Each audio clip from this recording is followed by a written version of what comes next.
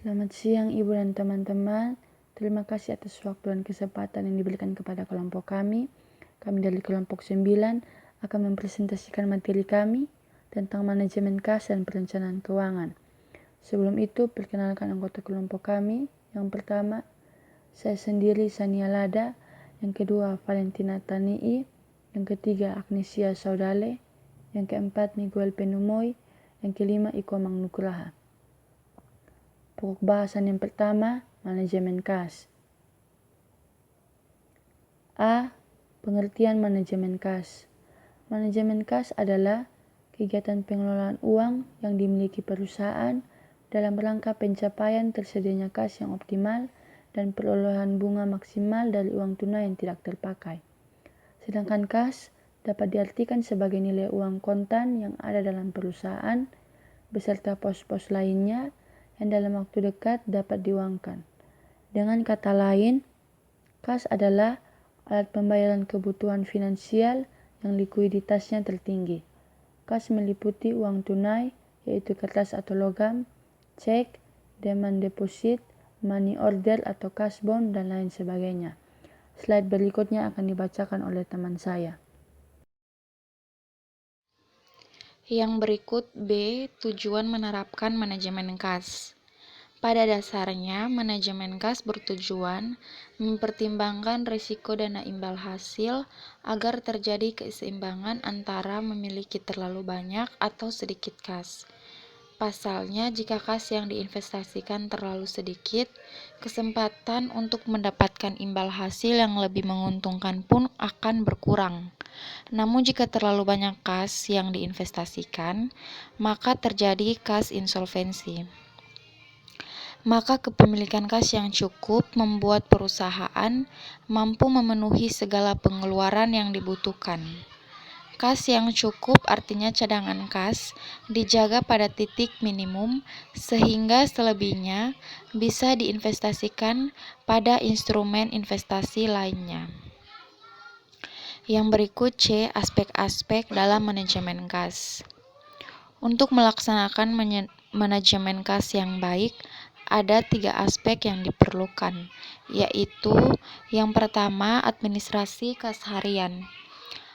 Administrasi kas harian adalah suatu tertib administrasi penerimaan dan pengeluaran kas serta saldo akhir sehingga dapat dibuat laporan kas up to date yang bisa memberikan informasi mengenai struktur penerimaan kas, pengeluaran kas, dan saldo terakhir pada saat diperlukan. Informasi arus kas berguna untuk menilai kemampuan perusahaan dalam menghasilkan kas dan memungkinkan para pemakai mengembangkan modal untuk menilai dan membandingkan nilai sekarang dari arus masa depan dari beberapa perusahaan. Dengan adanya pengelolaan administrasi kas harian yang baik, para manajer keuangan yang secara langsung bertanggung jawab terhadap keuangan perusahaan tersebut akan sangat terbantu. Yang kedua, budget kas. Budget kas adalah gambaran dari prediksi penerimaan dan pengeluaran kas di masa yang mendatang. Pada penyusunan budget kas, para manajer keuangan memerlukan informasi secara menyeluruh mengenai waktu dan jumlah arus kas yang diinginkan, baik yang masuk maupun keluar dalam periode tertentu. Penyusunan budget kas dapat dilakukan secara berkala, baik mingguan, bulanan, maupun tahunan. Kuncinya adalah tingkat presisi dalam memprediksi jumlah penjualan. Budget kas nantinya berguna menganalisis kegiatan perekonomian agar berjalan dengan baik dan lancar sesuai dengan tujuan yang diinginkan perusahaan. Yang ketiga, safety cash balance. Dalam pengelolaan kas, setiap manajer keuangan selalu berusaha agar di dalam perusahaan terjadi aliran kas yang teratur dengan baik. Penyeimbangan aliran kas yang baik yang masuk maupun keluar sangatlah penting. Pasalnya, kondisi kas yang berlebih atau excess cash balance akan menyebabkan rentabilitas. Rentabilitas disebabkan adanya uang kontan atau kas yang kurang atau tidak produktif. Sebaliknya, apabila terjadi kekurangan kas, maka perusahaan tidak dapat beroperasi dengan baik dan kurang tidak dapat memenuhi kewajiban yang harus segera dibayar. Dengan demikian, perusahaan harus menyiapkan kas dengan kebutuhannya.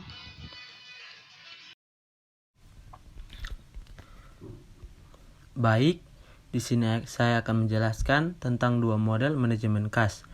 Manajemen kas perusahaan bisa diterapkan melalui dua model, yaitu Baumol dan Miller-Orr. Yang pertama, model persediaan atau model Baumol. Model manajemen persediaan kas ini diciptakan oleh seorang ahli bernama Baumol. Baumol mengidentifikasi bahwa kebutuhan akan kas dalam suatu perusahaan mirip dengan pemakaian persediaan. Artinya, bila perusahaan memiliki saldo kas dalam suatu perusahaan memiliki saldo kas tinggi, perusahaan akan mengalami kerugian dalam bentuk kehilangan kesempatan untuk menginvestasikan dana tersebut pada kesempatan investasi lain yang lebih menguntungkan. Sebaliknya, bila saldo kas terlalu rendah, kemungkinan perusahaan mengalami kesulitan likuiditas pun makin besar karena seharusnya ada penyeimbangan. Masalah yang sama juga akan terjadi untuk persediaan. Yang kedua, model Miller-Orr. Model manajemen kas dan persediaan Baumol berasumsi bahwa penggunaan kas yang konstan. Lalu, bagaimana bila penggunaan kas per harinya tidak konstan? Dua orang ahli manajemen keuangan, Miller dan Orr, merumuskan manajemen kas model Miller dan Orr sebagai berikut. Dalam keadaan penggunaan dan pemasukan kas yang bersifat acak, perusahaan perlu menetapkan batas atas dan batas bawah saldo kas. Bila saldo kas mencapai batas atas, perusahaan perlu mengubah sejumlah tertentu atas kas agar saldo kembali ke jumlah yang diinginkan. Sebaliknya, bila saldo kas menurun dan mencapai batas bawah, perusahaan perlu menjual sekuritas agar saldo kas naik kembali ke jumlah yang diinginkan. Batas atas dalam gambaran diagram di atas ditunjukkan oleh garis H dan batas bawah oleh titik 0. Ini berarti bahwa perusahaan menetapkan jumlah minimal kas mencapai 0, baru perusahaan akan mengubah atau menjual sekuritas untuk menambah jumlah kas menjadi set, atau jumlah kas yang diinginkan perusahaan. Selanjutnya, pembahasan kedua yaitu perencanaan keuangan. A. Pengertian perencanaan keuangan. Istilah perencanaan keuangan atau financial planning sering diaplikasikan secara sadar maupun tidak ketika seorang mulai memasuki dunia kerja. Terutama bagi pelaku bisnis, pengaturan terhadap arus kas mempengaruhi terlaksananya suatu tujuan terhadap target maupun waktu tertentu. Penting untuk diingat bahwa berbagai rencana masa depan harus diimbangi dengan aksi nyata. Apabila sebuah tujuan hanya angan-angan belaka tanpa ada realisasi apapun, maka tidak akan tercapai satu tujuan saja. Sepenting apapun suatu target, harus dilakukan upaya secara maksimal. Suatu rencana yang berkaitan dengan bisnis maupun pribadi perlu memiliki target waktu tertentu. Dengan begitu, ada batasan atau pedoman dalam melakukan berbagai tindakan untuk mencapai situasi serta kondisi pada tahap tertentu. Berbagai upaya harus dioptimalkan. Sebuah tujuan yang jelas dari perencanaan keuangan membantu setiap orang untuk mencapai tujuan tertentu. Tanpa adanya aksi, maka tidak akan tercapai goal sedikit pun. Penyusunan rencana mesti disusun sedemikian rupa dengan realistis agar lebih mudah mewujudkannya. Yang berikutnya, B. Tujuan financial planning. Beberapa tujuan pengaturan siklus keuangan. Yang pertama, menghasilkan uang. Berprofesi sebagai karyawan kantoran, mematok penghasilan setiap bulannya sekian rupiah. Kebutuhan setiap orang berbeda.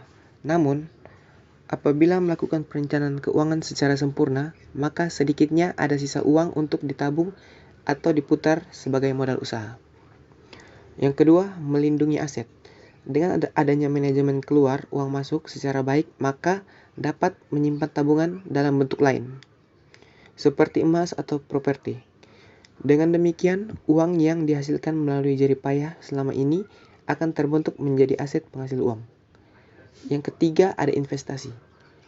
Jika menabung saja dirasa belum cukup untuk melindungi harta, maka dapat menanam investasi. Namun, sebelum langkah ini dilakukan terlebih dahulu, pastikan segala informasi didapatkan secara lengkap agar tidak terjadi tumpang tindih pemahaman ke depannya. Yang keempat, ada menghindari kecemasan. Melalui perencanaan keuangan yang amat rapi, maka segala kebutuhan di masa depan maupun masa sekarang akan ditangani dengan baik. Berbagai kemungkinan menghadapi kecemasan ketika menghadapi situasi darurat dapat segera mendapatkan solusi karena rapihnya manajemen. Yang berikutnya, C. Cara kerja financial planner. Yang pertama, menetapkan tujuan sesuai skala prioritas. Untuk mengetahui tujuan serta skala prioritas, seseorang maupun badan harus ada keinginan pribadi maupun bersama terhadap sesuatu. Pasti tidak akan hanya satu keinginan, namun adanya skala prioritas menempatkan hal penting di atas yang paling penting. Yang kedua, mengatur dan mengelola keuangan. Setelah satu atau lebih tujuan ditetapkan dan skala prioritas ditempatkan paling atas, selanjutnya pengelolaan terhadap keuangan dan rencana mencapai tujuan tersebut harus direalisasikan dalam setiap transaksi. Mesti ada rancangan dana dan cadangan detail. Yang ketiga, memantau jalannya rencana. Suatu rencana harus dimatangkan secara sempurna melalui aksi maupun pemeriksaan ketika dijalankan. Pemantauan jalannya rencana dapat meminimalisir keterlambatan atau penyimpangan dalam mencapai tujuan dari berbagai kemungkinan disengaja ataupun tidak. Yang keempat, memberi solusi. Tugas financial planner sebagai perencana keuangan adalah membaca situasi apakah terdapat masalah atau tidak. Apabila terbaca suatu masalah, maka memberikan solusi demi mendapat kebaikan untuk berbagai pihak, terutama dalam hal pemilik uang. D. Peran finansial planning. Melindungi keluarga menjadi salah satu peran penting yang akan dirasakan ketika perencanaan keuangan dibuat sedemikian matang. Adanya rencana keuangan secara terperinci dapat melindungi seluruh anggota keluarga dari berbagai keadaan tidak terduga.